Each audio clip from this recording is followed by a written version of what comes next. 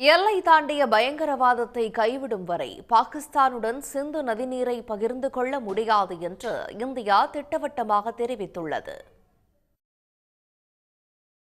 டெல்லியில் நடைபெற்ற நிகழ்ச்சி ஒன்றில் கலந்து கொண்டு பேசிய வெளியுறவுத்துறை அமைச்சர் ஜெய்சங்கர், பாகிஸ்தானுடனான பேச்சுவார்த்தையானது பயங்கரவாதம் மற்றும் பாகிஸ்தான் ஆக்கிரமிப்பு காஷ்மீரில் சட்டவிரோத ஆக்கிரமிப்புகள் குறித்து மட்டுமே இருக்கும் என்று தெரிவித்தார். பயங்கரவாத கட்டமைப்புகளை முற்றிலுமாக பாகிஸ்தான் அகற்ற வேண்டும், அதனை களையெடுக்க என்ன செய்ய வேண்டும் என்பது அந்நாட்டுக்கு தெரியும் என்றும் அவர் குறிப்பிட்டார்.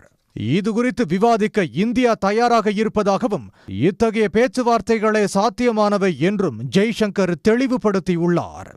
எல்லை தாண்டிய பயங்கரவாதத்தை கைவிடும் வரை பாகிஸ்தானுடன் சிந்து நதிநீரை பகிர்ந்து கொள்ள முடியாது என்றும் அவர் திட்டவட்டமாக கூறியுள்ளார். இதனிடையே சிந்து நதி பங்கீடு குறித்து இந்தியாவுடன் பேச்சுவார்த்தை நடத்த தயாராக இருப்பதாக பாகிஸ்தானின் நீர்வள அமைச்சக செயலாளர் சையத் அலி முர்தாசா இந்தியாவுக்கு கடிதம் ஒன்றை எழுதியுள்ளார். அதில் தண்ணீரை திறந்துவிட வேண்டும் என்றும் சிந்து நதி தொடர்பான பிரச்சினை குறித்து பேச்சுவார்த்தை நடத்த பாகிஸ்தான் தயாராக உள்ளதாகவும் குறிப்பிட்டுள்ளார். இரு நாடுகளிடையே நீடித்த ராணுவ மோதல்களுக்கு பிறகு போர் நிறுத்தம் ஏற்பட்டுள்ள நிலையில் சிந்து நதிநீர் ஒப்பந்தம் குறித்து பாகிஸ்தான் பேச்சுவார்த்தை நடத்த முன்வந்தது குறித்து தற்போது அந்நாட்டில் பரபரப்பாக விவாதிக்கப்பட்டு வருகிறது. உடனுக்குடன் செய்திகளை தெரிந்து கொள்ள சன் நியூஸ் பெல் ஐகானை கிளிக் பண்ணுங்க.